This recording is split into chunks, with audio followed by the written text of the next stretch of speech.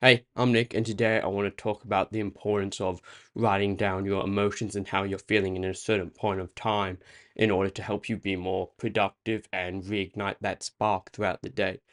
And I'll get into why and how to do that in just a second.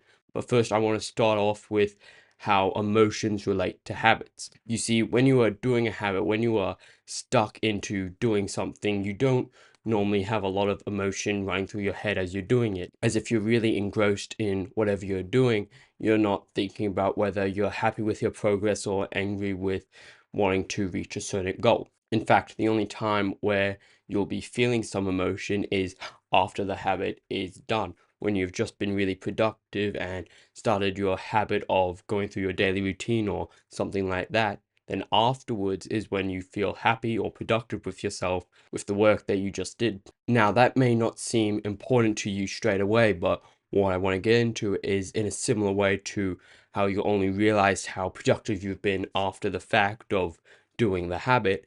In the same way, if you are doing a bad habit, then only afterwards will you realize that you were wasting your time. You see, most people know that endlessly scrolling on your phone or on Instagram Shorts or anything like that isn't good for you. However, it is a habit to pick up your phone and think, what's something that's going to make me laugh or make me enjoy my time right now? That would be scrolling through the phone.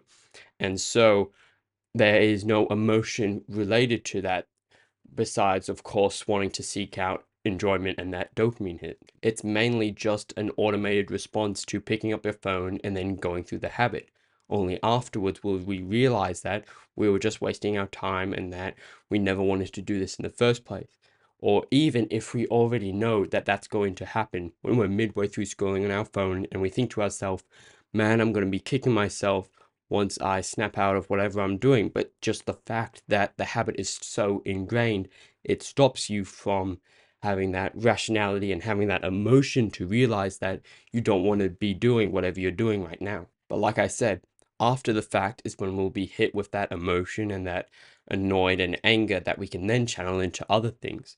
But then the next time that having your phone on you comes around, then you'll probably get stuck in those habits again, which is why I started this video with the importance of writing down how you're feeling that time, the emotions that you have, so that when you are getting close to that bad habit, you're able to look at a piece of paper or some kind of note and realize that you're not where you want to be right now, and you really are going to know that you're not going to be happy with yourself after the fact. Now, personally, when I've gone through those bad habits of wasting time on the internet, and then as soon as I'm hit with that emotion of, man, I just wasted my time, I write it down. I write down that I hate wasting my time.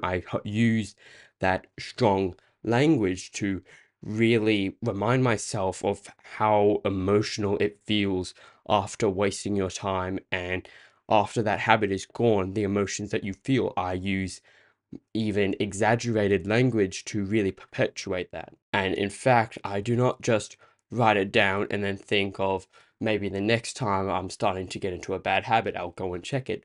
What I do is that I've got it posted right above my bed where I look at it and I remind myself of how annoyed I was with wasting time, especially when I'm getting close to lying in bed earlier or doing anything that I would normally perceive as wasting my time, but I'm tired or stuff like that. I have written why I don't agree with those excuses. I've written why I do not agree with those excuses. And so whenever any of those is going through my head, I can see the note and I can remind myself that afterwards I'm going to feel that those weren't real excuses. I just need to ingrain it into my mind and look at the paper and remind myself that it is true. It's not just something that's floating around in my head. It's cemented pen to paper that I'm not going to enjoy what I'm about to do.